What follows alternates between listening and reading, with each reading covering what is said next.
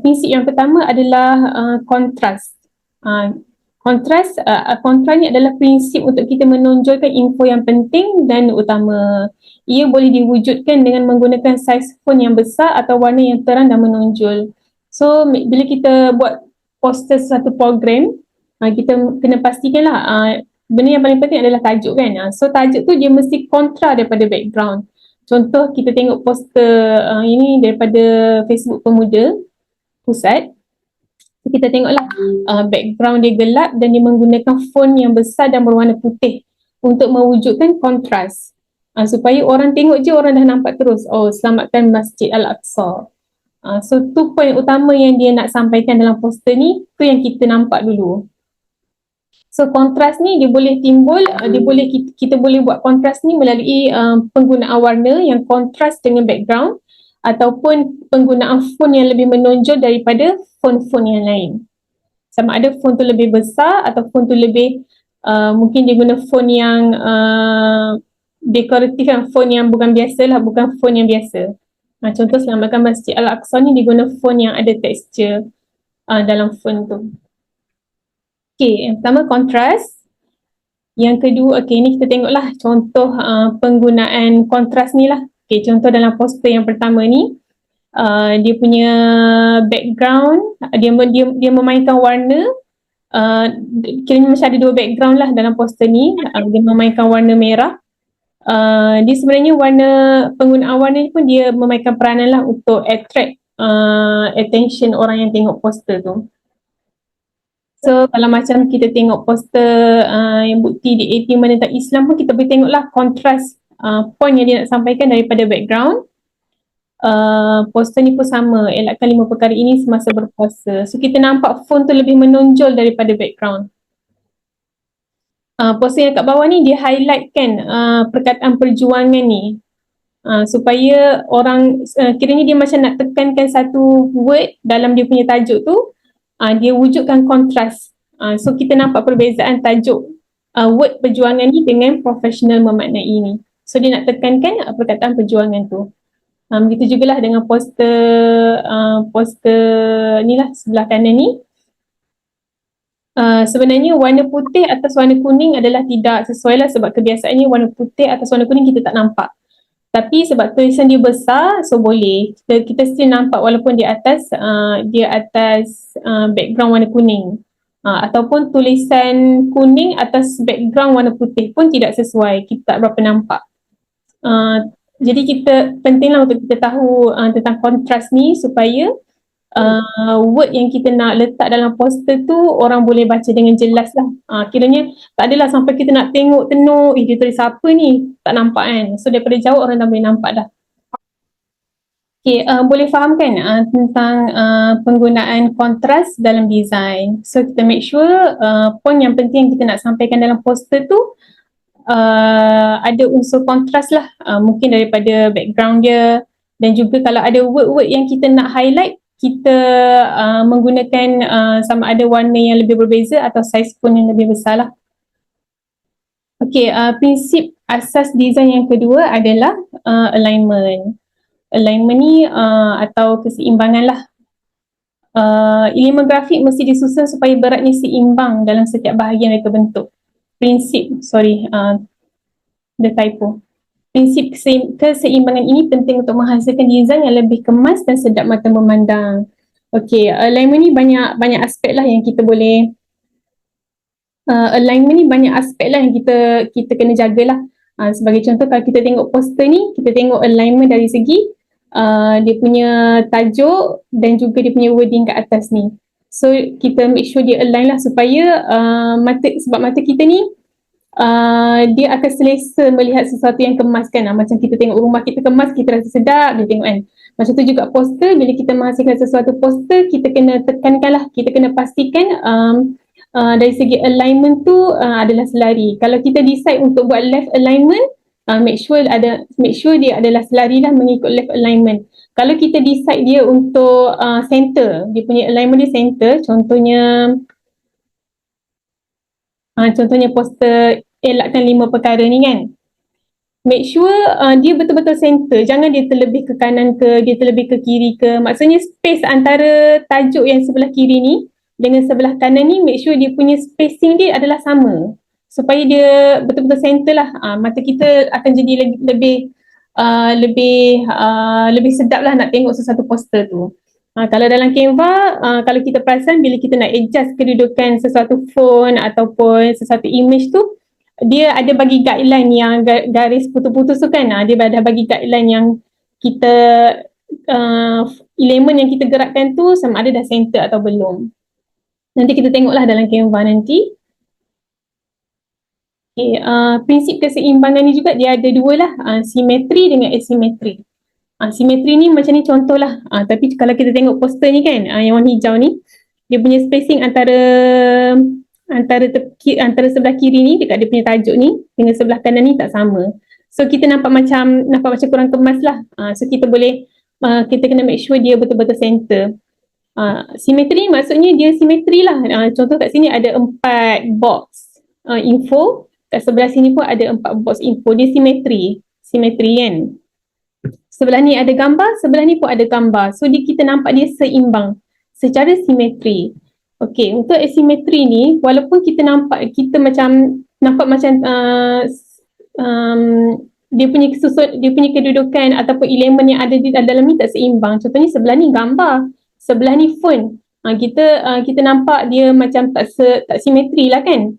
Tapi kalau kita tengok dari segi berat elemen ni, dia sebenarnya seimbang. Okey, contoh sebelah kanan ni ada wording. Dan sebelah kiri ni dia letak satu image yang bersaiz besar. Kalau dia letak image tu kecil je kat sini, kita akan nampak poster tu tak seimbang. Dia punya berat image tu dengan berat tu, boleh faham tak maksud berat tu? Ada orang ke? Boleh faham kan maksud berat sesuatu elemen? Elemen tu maksudnya gambar, teks, logo tu kita panggil elemen lah, elemen dalam sesuatu poster. So elemen image ni dia besarkan supaya berat dia sama dengan berat tulisan yang berada di sebelah kanan ni, supaya dia nampak lebih seimbang lah. Okay, contoh yang lain mungkin kita boleh tengok contoh poster ni kan. Sebelah ni dia letak tulisan. Kalau gambar virus ni dia letak dekat sebelah atas ni ke atau sebelah bawah ni ke, poster tu akan nampak tak seimbang.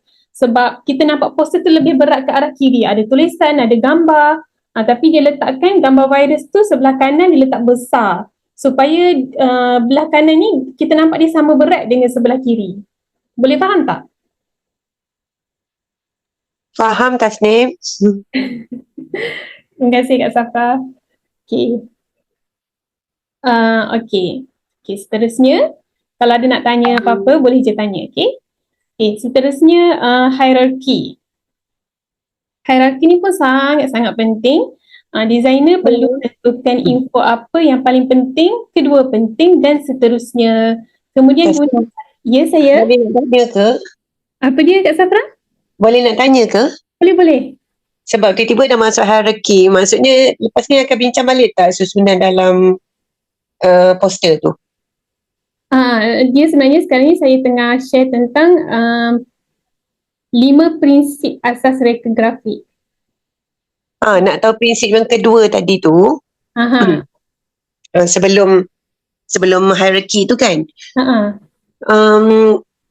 Macam mana kalau orang tu tak ada skill.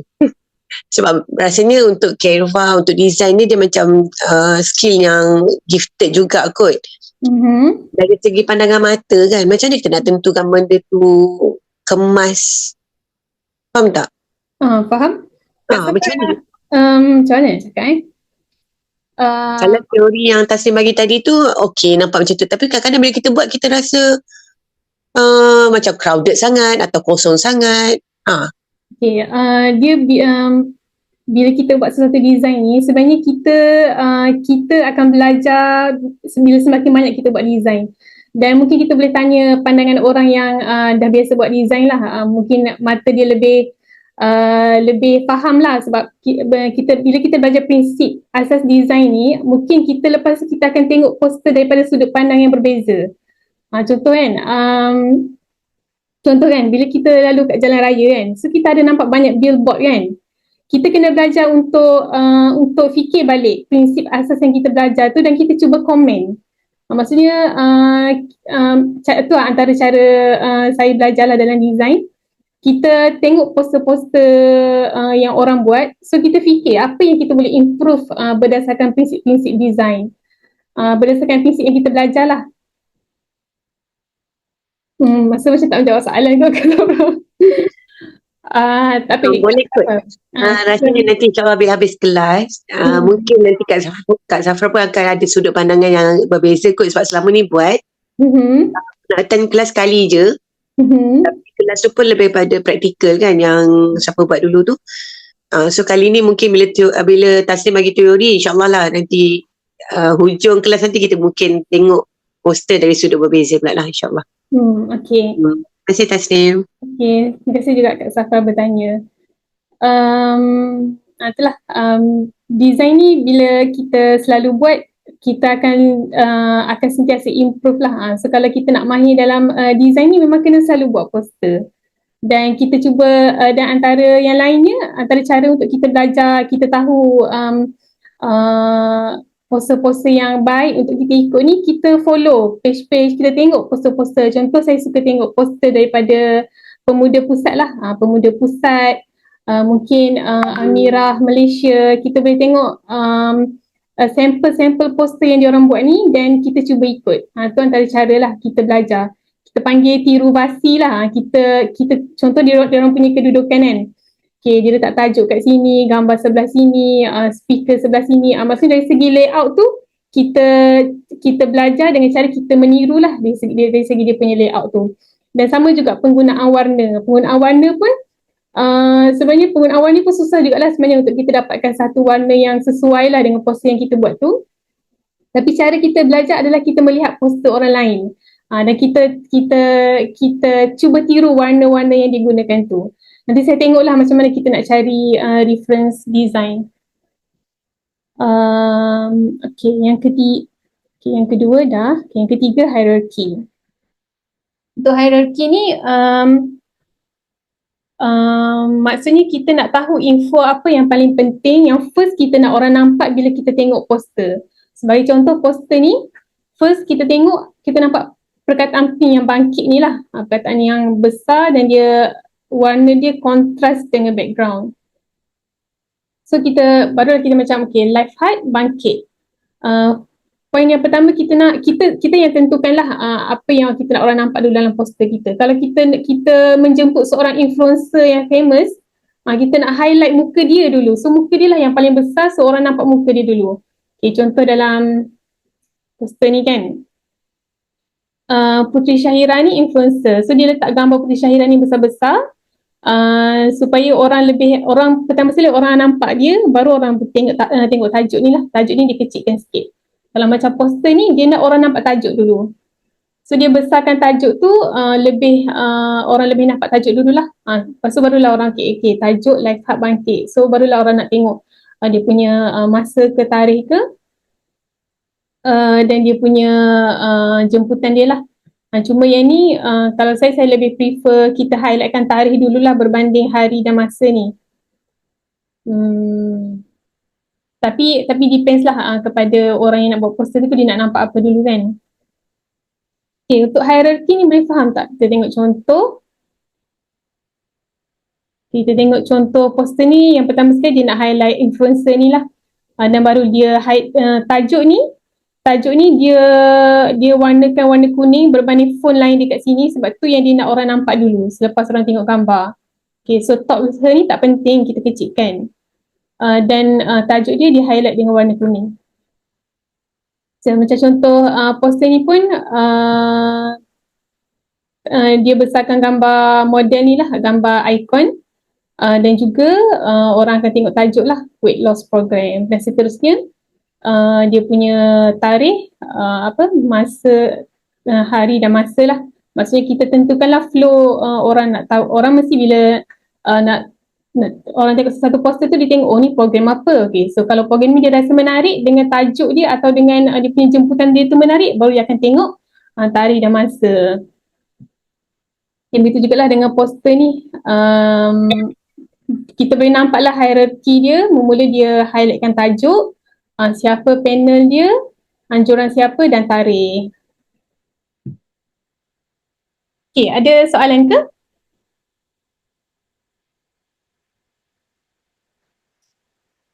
Okay, kalau ada soalan boleh je interrupt Okay, yang keempat proximity. Sorry, saya lupa nak edit bawah ni. Proximity ni, saya lupa bahasa Melayu dia apa. Tapi dia punya definition dalam bahasa Inggeris dia adalah grouping of elements. Kita kumpulkan info atau elemen yang saling berkaitan dalam kumpulan yang sama. Okay. Sebagai contoh dalam satu poster ada tarikh, hari, tempat dan masa. Tarikh, hari, tempat dan masa ni biasanya merupakan satu info yang saling berkaitan lah. Maka ia mestilah disusun dalam satu kumpulan elemen yang ada jarak dengan elemen yang lain. Elemen yang lain tu contohnya, okay, kita tengok poster JPro ni. Logo dan ni adalah satu elemen. So dia kumpulkan, dia tak adalah logo tu dia letak tempat lah. Satu logo letak kat sini, satu logo letak dekat sini. Dia kumpulkan dalam satu bahagian. Begitu juga tajuk. Tajuk ni panjang dan dia ada sedikit penerangan tajuk ni. So dia letakkan, dia groupkan dalam satu kumpulan lah, satu kumpulan elemen. Dan tarikh dan masa pula adalah satu elemen yang lain. So kita nampak dia jarakkan antara tajuk dengan tarikh dan masa ni.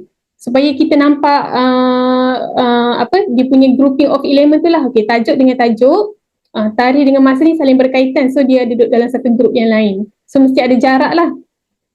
Begitu juga dengan panel. So panel, gambar dia, nama dia dan dia punya jawatan dia adalah satu group yang lain. Supaya kita boleh orang lebih mudah lah untuk baca flow poster kita. So, kalau kita rapat-rapatkan kat sini kan, so dia macam tak nampak flow poster tu lah. Macam yang kita elemen sebelum ni kan hierarki kan. So kita nampak dia kumpulkan tajuk, masa dengan tarikh, logo dengan logo, macam tu juga, macam ni. Dia groupkan lah. Boleh faham ke proximity ni?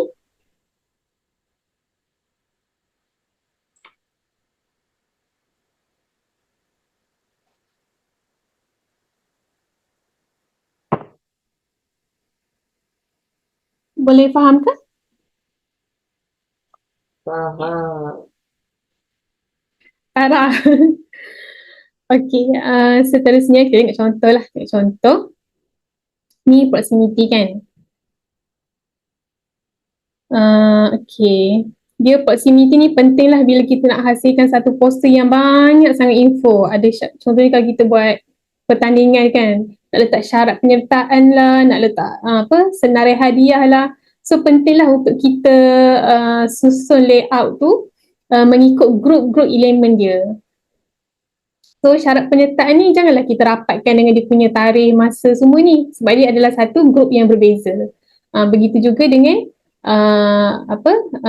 info tentang hadiah ni pun kita groupkan di satu tempat yang berbeza lah, supaya orang boleh nampak jelas lah info yang kita nak sampaikan dalam poster tu. Okay, seterusnya. Okay, white space. Ya Allah, sorry, saya lupa juga nak ubah kat bawah ni. Okay, white space Okay, white space ni ataupun kita panggil breathing space lah dalam poster. White space adalah ruang kosong antara elemen. Ia penting untuk menghasilkan desain yang menyampaikan mesej dengan jelas dan berfokus. Sebab bila ada white space atau kita panggil breathing space dalam poster ni, kita boleh nampak dengan lebih jelas lah info yang dia nak sampaikan. Desain yang baik adalah desain yang mempunyai white space yang cukup membolehkan mesej dibaca dengan jelas. Okey. Contohnya kita tengok poster Amirah Terengganu ni.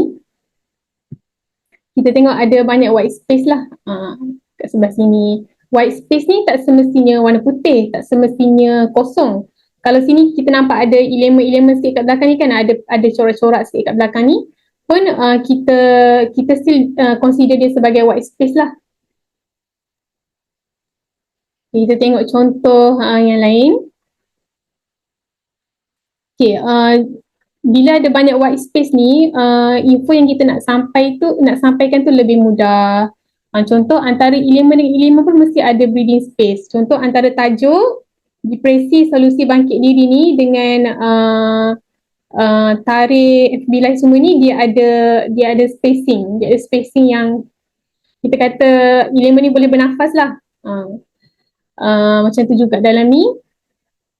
dalam poster ni ada, walaupun kita tengok kat belakang ni ada gambar kan sebenarnya, tapi yang ni pun kita consider sebagai white space sebab kita nak orang baca yang info yang kat tengah-tengah ni je dengan kat sini.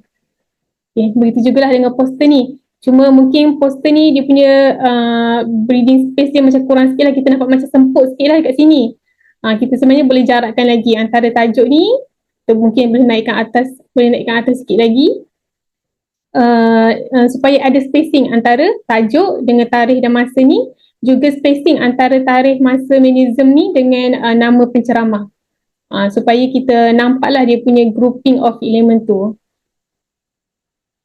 dan dia nampak lebih kemas lah. Bila kita letakkan spacing, dia punya breathing space dia, kita kena make sure dia seimbang.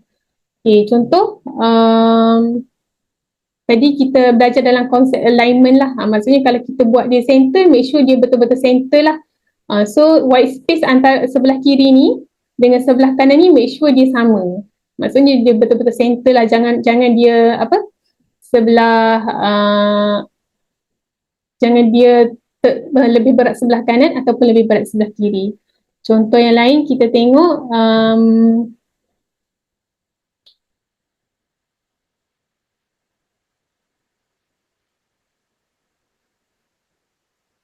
okay, kita tengok contoh kat sini kan. Tajuk pengurusan bekalan air kan. So kita nampak dia ada spacing kat sini kan. Dan seterusnya ada spacing juga kat sini. Spacing ni, dia punya breathing space ni dia kena sama. Jangan kat sini besar, kat sini kecil. Faham tak? Dia dari segi susunan dia tu, spacing dia tu sama. Kalau contohlah spacing dia 2mm contohnya. Kat sini pun kena 2mm. Nanti saya tunjukkanlah dalam Canva nanti macam mana kita nak pastikan spacing tu sama. Supaya tak yang ni nampak besar, lepas tu yang ni spacing dia sikit. So space antara elemen ni macam mana kita nak pastikan sama tu nanti saya akan share lah dalam Canva nanti. Okay, ada soalan? Okay, kita dah okay. Saya nak tanya. Ya. Kalau dalam buat poster kan, apa perkara pertama yang kita kena buat dulu? I mean, bila kita nak draft kan, kita nak kena letak dia punya warna background dulu ke, tulisan dulu ke, which one yang macam tak jelas lah suara Sarah. Betul, saya tak suara. Maksudnya nak letak apa dulu dalam poster ke? Betul. Okay. Nak letak apa dulu dalam poster? Okay, first dulu sebelum kita buat poster, contohlah kita nak buat poster poster satu program kan, contoh poster depresi solusi bangkit diri kan, contoh. First kali kita dia punya flow yang sebenarnya lah, kita cari reference dulu. Kita cari reference dari segi layout dia tu, kita nak susun macam mana. Contoh logo kita nak letak dekat mana, gambar panel kita nak letak dekat mana, tajuk kita nak letak dekat mana. So dalam menghasilkan satu poster ni, dia ada banyak layout lah. Ini contoh layout yang pertama, dia letak tajuk sebelah kiri dan gambar panel ni sebelah kanan. So ni salah satu prinsip alignment lah. Dia letakkan, dia bagi seimbang lah. Dekat kiri ni dia letak pemberat dengan tulisan tajuk apa semua ni, dan sebelah kanan bawah ni dia letak lagi pemberat supaya poster ni nampak seimbang. Dan sebelah kiri ni kalau kita tengok, kita nampak ada sedikit elemen lah. Dia antara prinsip alignment yang di-apply lah dalam poster ni. Okay, maksudnya kita cari reference dulu. Okay, kalau kita nak buat poster taniah, okay, kita cari poster taniah, layout dia macam mana. Kalau poster event atau pertandingan, macam mana layout dia. Supaya kita tak terkial-kial lah masa buat poster tu, kita dah tahu dah nak letak dekat mana, dekat mana, dekat mana. Kalau masa saya kerja dulu, bos dia suruh kita sketch dulu dekat kertas poster tu, gambar panel nak dekat nak letak dekat mana, tajuk nak letak dekat mana, logo nak letak dekat mana, macam tu lah. Ataupun kita cari, nak lebih senang, kita cari reference lah, kita cari contoh poster, kita tiru je.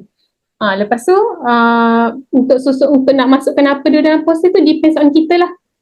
Kita lebih selesa yang mana. Kalau macam saya suka letakkan info-info yang penting dulu. Okay, letak tajuk dulu bila kita dah jumpa reference kan.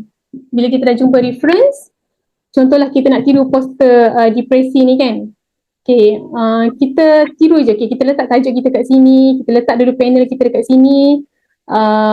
Dia punya tarikh semua tu, logo. Kita letak info-info yang penting dulu. Sebab kalau kita fikir tentang design dulu, kita akan pening lah. So bila kita dah tetapkan, dah letak semua info-info yang penting, barulah kita fikirkan background apa kita nak letak. Lepas tu bila dah letak background, kita nak sesuaikan font ni dengan warna background, ataupun nak sesuaikan font dengan warna baju panel ke, kita nak letak elemen apa ke, nak letak nanti saya share lah dalam Canva ni ada beberapa elemen lah yang kita boleh guna sebagai design dalam poster kita. Jelas ke Sarah?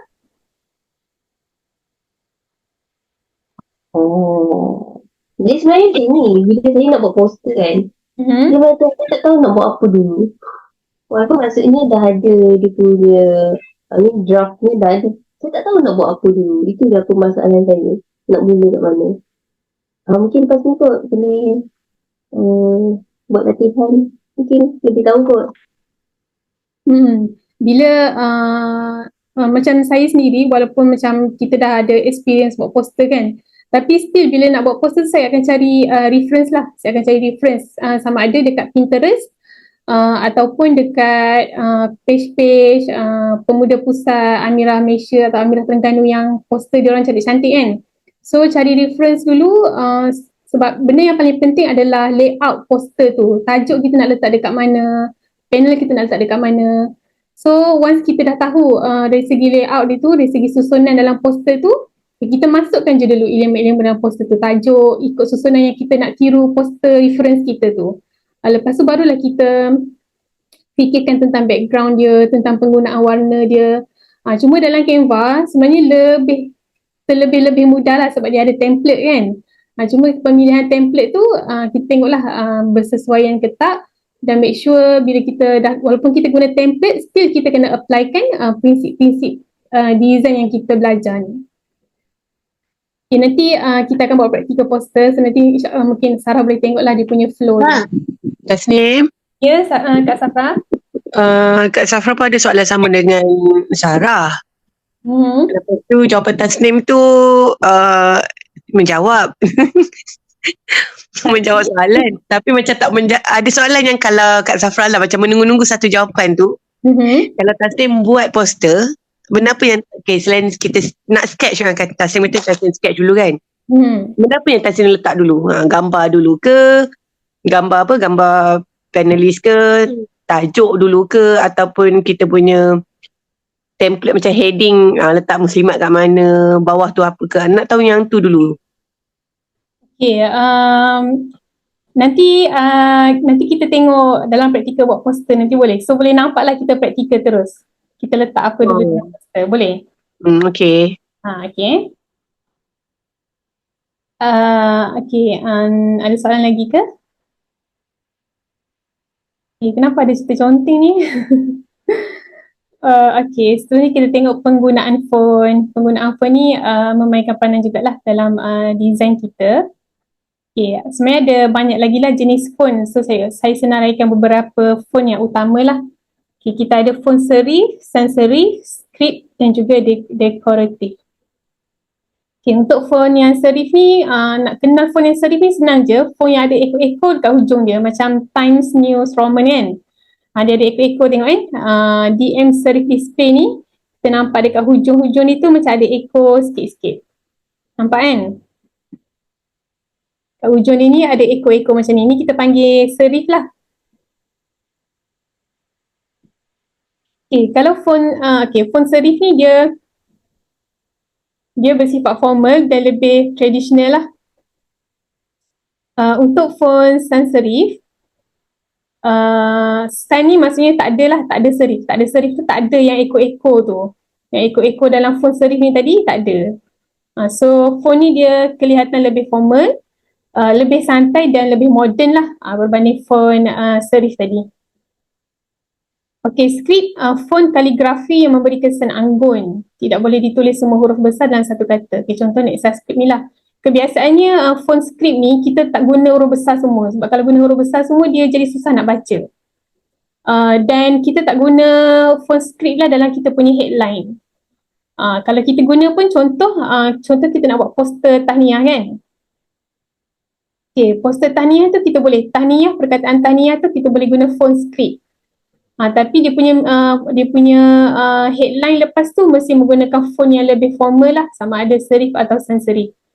Tapi biasanya kalau kita guna font skrip, sebab dia dah ada dia punya font dia tu dah ada bergaya-gaya kan, dia ada dia punya lenggok-lenggok huruf font tu.